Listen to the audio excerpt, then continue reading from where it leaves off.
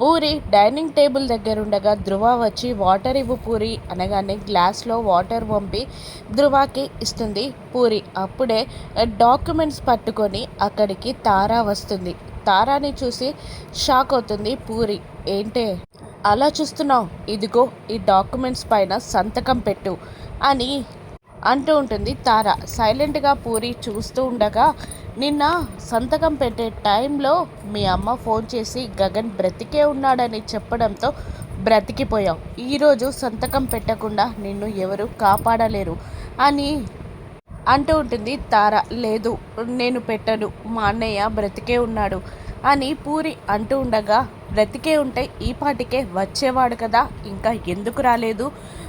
ఈ సంతకం ఆపడానికి మీ అమ్మ నువ్వు కలిసి ఆడిన నాటకం అది. గగన్ బ్రతికి లేడు, నువ్వు ఈ సంతకం పెట్టు అని అంటూ ఉంటుంది తార. లేదు, మా అన్నయ్య వస్తే సీరియస్ అవుతాడు, నేను పెట్టను అంటూ ఉంటుంది పూరి. లేదు, నువ్వు పెట్టాల్సిందే, నువ్వు ఎలా పెట్టావో, పెట్టకపోతే నిన్ను చంపేస్తా అని పూరి గొంతుని నులిమేయబోతూ ఉంటుంది తార. అప్పుడే ధృవ తారా అని గట్టిగా అరుస్తాడు. దాంతో నువ్వు ఆగన్నయ్య అని అంటూ పెట్టవే, సంతకం పెట్టు అని బలవంతంగా డాక్యుమెంట్స్ పైన సంతకం పెట్టించబోతూ ఉంటుంది తార. కానీ పూరి పెట్టనని మారం చేయడంతో దూరంగా నెట్టేస్తుంది. దాంతో పూరి కింద పడిపోబోతూ ఉండగా అప్పుడే వచ్చిన గగన్ అదే ఆకాష్ పూరి కింద పడకుండా పట్టుకుంటాడు. శారద ఏడుస్తూ పూరిని చూస్తూ ఉండిపోతుంది. అప్పుడు ఆకాష్ని చూసి గగన్ అనుకొని పూరి అన్నయ్య అంటూ ప్రేమగా కన్నీళ్లతో గగన్ వైపు చూడగా, గగన్ కూడా చిరునవ్వుతో కన్నీళ్లు తుడుస్తూ ఉంటాడు. అన్నయ్య అంటూ ఏడుస్తూ వాటేసుకుంటుంది పూరి.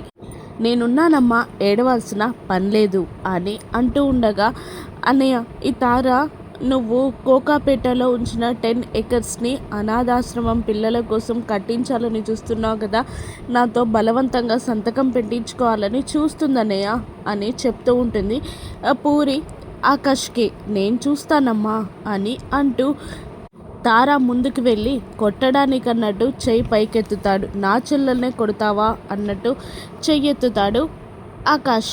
అమ్మ అన్నట్టు కళ్ళు మూసుకుంటుంది తార. కానీ కొట్టడు. ఏ మిస్, నేను కొట్టలేదు చూడు నా చెయ్యి అంటూ తన చెయ్యిని చూపిస్తూ ఉంటాడు ఆకాష్.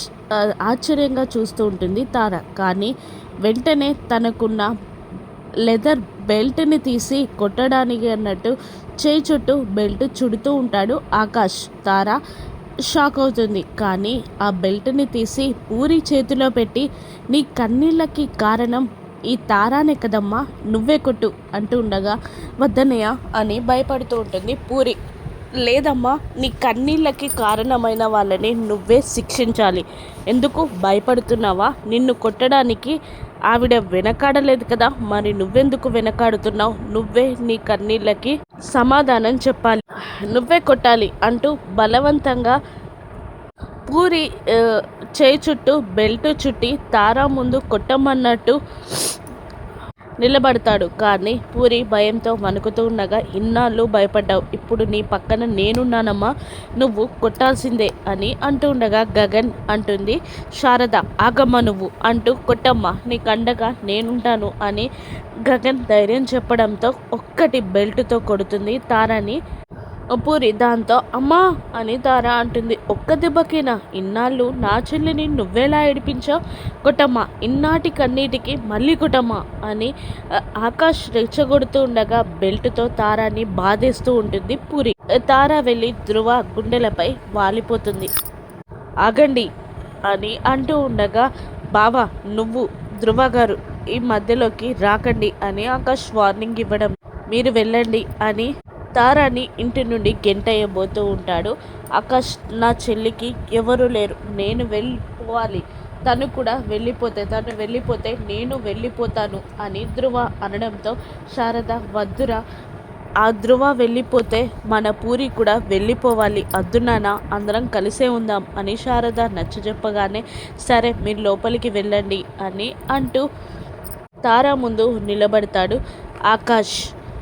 బావా అంటూ ఉండగా లోపలికి తీసుకెళ్ళమని అంటూ ఉంటాడు గగన్ అదే ఆకాష్. దాంతో వెళ్తూ ఆకాష్ని చూస్తూ, మీరు ఎన్ని కొట్టినా ఎందుకు సైలెంట్గా ఉన్నానో తెలుసా? మీరు వచ్చారు కాబట్టి నన్ను పెళ్లి చేసుకుంటారని అని సంబరంగా చెప్తూ ఉండగా తీసుకెళ్ళమని అంటూ ఉంటాడు ఆకాష్. దాంతో ధ్రువ తారాని తీసుకొని వెళ్ళిపోతాడు. అప్పుడు గోడపై ఉన్న గగన్ భూమిల పెళ్లి ఫోటో చూస్తూ, బ్రదర్ నువ్వు చాలా గ్రేట్. నీ ఫ్యామిలీని చూస్తుంటే వీళ్ళందరికీ నువ్వంటే చాలా ఇష్టమని అనిపిస్తుంది. ఈ రియల్గా భూమి నన్ను గగన్లా యాక్టించమని ఇక్కడికి తీసుకొచ్చింది. అసలు అక్కడ భూమికి హస్బెండ్గా, ఇక్కడ మీ చెల్లికి బ్రదర్లా యాక్టింగ్ చేయాల్సి వచ్చింది. ఇంకా ఎన్ని నాటకాలు వేయాలో. నిజంగా నాకన్నా నువ్వే సో గ్రేట్ బ్రదర్ అని ఫోటోతో మాట్లాడుతూ ఉంటాడు ఆకాష్. మరోవైపు సూర్యకి అపూర్వ కాల్ చేసి ఎలాగైనా ఆకాష్ని అరెస్ట్ చేయమని చెప్తూ ఉంటుంది. మరోవైపు రాత్రిపూట భూమి గదిలోకి గోడ దూకి దొంగలా ప్రవేశిస్తాడు ఆకాష్.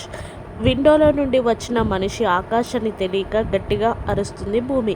భూమి అరుపుతో శరత్చంద్ర అమ్మా అంటూ డోర్ తట్టగానే, మీరా ఆకాష్ గారు ఎందుకు వచ్చారు అని అంటూ కర్టెన్ వెనకాల ఆకాష్ని దాచేస్తుంది భూమి.